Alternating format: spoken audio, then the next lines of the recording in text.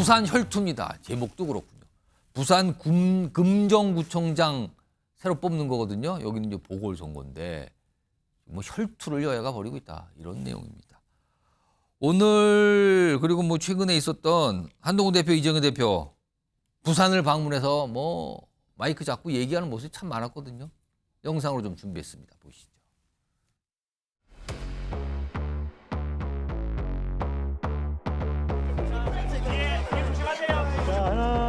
하나, 둘, 셋. 선장이 맨날 술 먹고 아이고 네 마음대로 해. 나 어딘지도 몰라. 지도도 볼 줄 모르고 너 옛날에 나오고 잘하는 사이였지. 그냥 항해사 해봐. 이러면 그게 항해가 되겠습니까 여러분?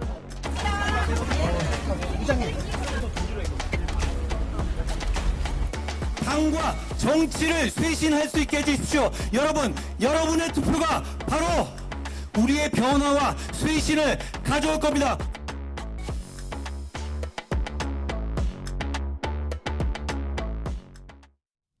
호소에 호소를 하고 있는 겁니다, 지금요. 지금 뭐 사전 투표도 진행이 됐고, 이제 남은 건 본투표인데, 투표율이 뭐 생각보다 높다, 이런 얘기 계속 나오죠, 지금요. 화면 좀 보겠습니다. 두 대표 비교 좀 해보죠. 한동훈 대표가 오늘도 부산에 갔다 그러죠. 지난달 28일 첫 방문이어서 5번째 방문이요. 5번씩이나 그 같은 곳을 간다는 의미는 지대한 관심 또는 절박함일 수도 있는 거죠. 뭐 지난 5일, 6일, 지난 9일 뭐 계속 갑니다 지금. 5번째니까 굉장히 빈도가 높은 거죠. 그리고 이재명 민주당 대표는 내일 재판이 있어서 이게 유서가 여의치 않은 거잖아요. 그러니까 원격이잖아요. 하게 되면. 근데 조국 혁신당 대표한테 지원 유세 요청을 했다고 그러네요. 전화 받고 부산행이다. 여기는 후보 단일화를 했거든요. 지금 야권이. 그러니까 조국 대표한테 부탁을 한 거예요. 가서 좀 도와주세요라고. 각각 뭔가 애쓰는 모습, 절박한 모습이 나타나네요, 지금. 자, 그럼 이 얘기 좀 해보죠. 물론 재보궐선거가 부산 금정구청장만 보궐선거만 있는 게 아니에요. 재보궐선거 다른 것, 특히 호남 지역 2곳도 있거든요. 그때 그 중에서 영광군수 뭐 유독 주목받고 있는데 일단 이동학 전 최고위원 만약에 금정구청장 선거에서 여당인 국민의힘이 패배하게 된다면 이거 어떻게 되는 겁니까?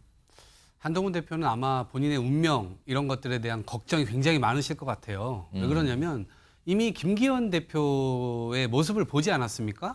본인이 공천을 제대로 한 것처럼 보이지도 않고 마치 대통령이 사면복권해가지고 대통령이 그냥 내려보낸 사람을 제대로 막지 못했기 때문에 결국 패배하지 않았습니까? 민심을 완전히 부정하고 거부했던 선거였어요. 그러다 보니까 야당이 이길 수밖에 없었죠. 근데 그 결과를 놓고 보니까 사실은 대통령실의 압력이나 이런 것들이 작동했다고 대부분의 사람들이 보고 있었는데 느닷없이 김기현 대표가 그 책임을 물고 물러났단 말이에요.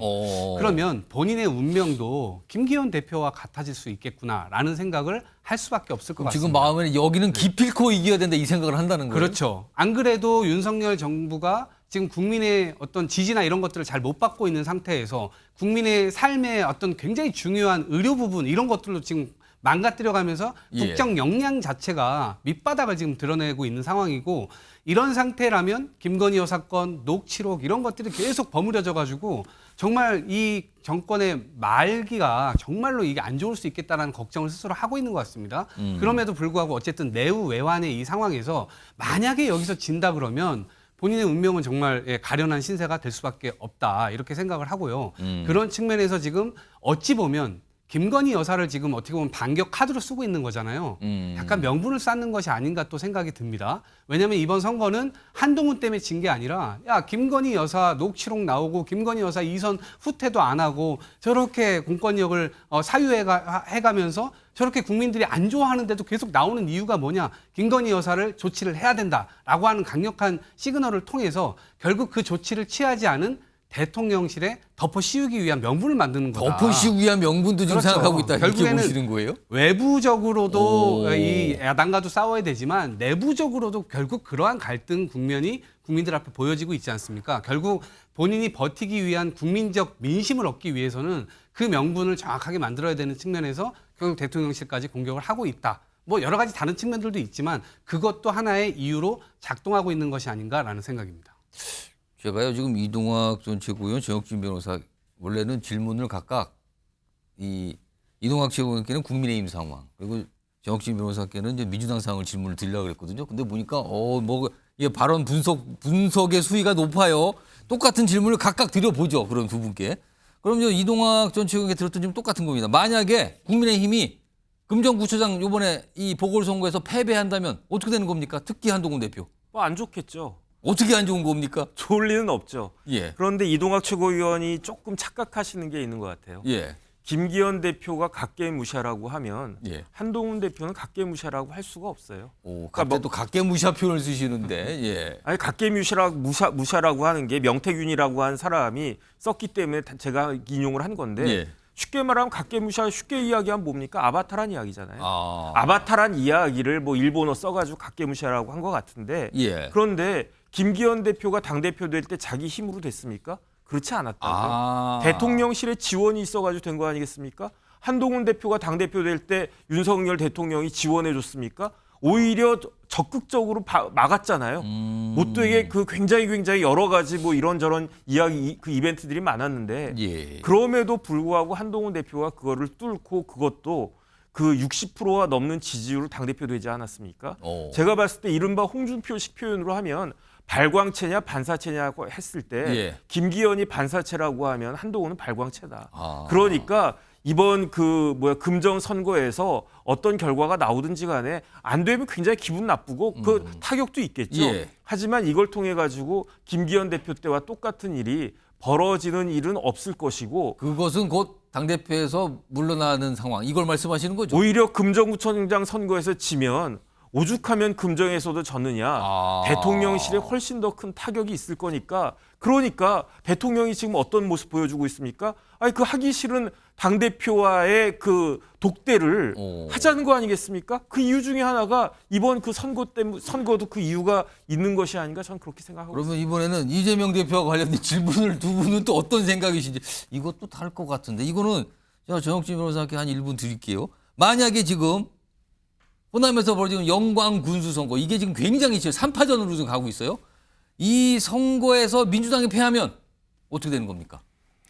글쎄요, 꼭 1년 전에, 예. 1년 전 10월 12일에, 오늘이 며칠입니까? 10월 14일이잖아요. 10월 16일에 그 선거가 있는데 10월 12일에도 선거가 있었어요. 2013년 10월 12일에. 예. 무슨 선거 있었습니까? 강서구청장 선거 예. 있었어요. 그런데 그 강서구청장 보궐선거는 뭐랑 세트로 해서 봐야 되느냐? 법원의 결정과 세트로 해서 봐야 됩니다. 그 9월 달에 작년 2023년 9월에 어떤 일이 있었습니까? 유창훈이라고 하는 부장판사가 모든 사람의 예측을 깨고 심지어 이재명 대표도 예측 못했을 거예요. 구속영장을 기각하지 않았습니까? 예. 거기서 균열이 나온 게 그 완성된 게 강서구청장 그 보궐선거였고요. 그걸로 인해 가지고 김기현 대표 체제가 붕괴가 예. 되고 그걸로 인해 가지고 지금 총선 같은 결과가 나왔는데 저는 이게 거의 데칼코마니 같은 그런 생각이 영광 드는 게 군수 선거가요? 그렇죠. 영광에서 만약에 패배한다라고 민주당이 하면 민주당이 패배한다라고 하면 뭐 일극 체제 운운하면서 그렇게 강고해 보이던 그 이재명 체제가 금이 조금이라도 실금이라도 가는 것이 아닌가 전 그 생각이 들고요.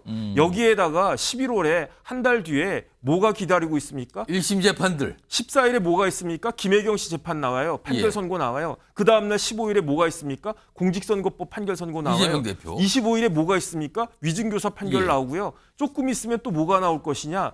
이화영 전 부지사의 그 쌍방울 관련한 그 항소심 판결도 11월 말이나 12월 초에는 충분히 나오지 않을까? 저는 그런 생각을 하니까 이게 단순히 이번 보궐선거는 지난번 보궐선거랑 똑같이 법원의 판결과 세트로 그 엮여지게 되면 어떤 파괴력이 나올 수 있을지 그건 아무도 예측하기 어려울 것이다. 저는 그런 생각 듭니다. 이동학 전 최고위원은 영광 군수 선거에서 민주당이 패한다면 어떤 일이 벌어지는 겁니까? 뭐 저는 타격은 없을 것 같고요. 이미 없다고요? 내부는 똘똘 뭉쳐 있는 상황이고요. 오히려 저는 지금 주민들한테는 오히려 선택지가 주어졌기 때문에 혁신 경쟁이 더 불을 붙일 거라고 저는 생각을 하고요. 또 하나는 지방선거도 앞으로 남아있고 대선도 남아있잖아요. 그러니까 결국 이 민주 진영의 큰 집이잖아요. 민주당이. 예. 결국 야권 연대를 그럼 어떻게 할 거냐. 그래서 이 야권에 대한 어떤 이 흐름을 더 강고하게, 더 넓게, 그물을 더 넓게 치는 그런 전략의 어떤 수정은 나타날 수 있겠지만 저는 다른 부분에서 어떤 리더십의 타격이 있다거나 그러지는 않을 것 같고 앞으로 뭐 호남도 그렇고 영남도 그렇고 정치 혁신의 어떤 기폭제가 될 뭐 가능성도 있지 않을까 싶습니다. 네. 두 분 말씀 들어보니까 선거 결과에 따라 타격을 입은 쪽이 완전 달라요, 지금요. 이렇게 서로 X로 교차했습니다, 지금 분석이요. 보겠습니다. 선거 결과 며칠 지나면 나와요. 그리고 그 위에 움직임들이 굉장히 분주하게 이루어질 겁니다. 기다려 보도록 하고요.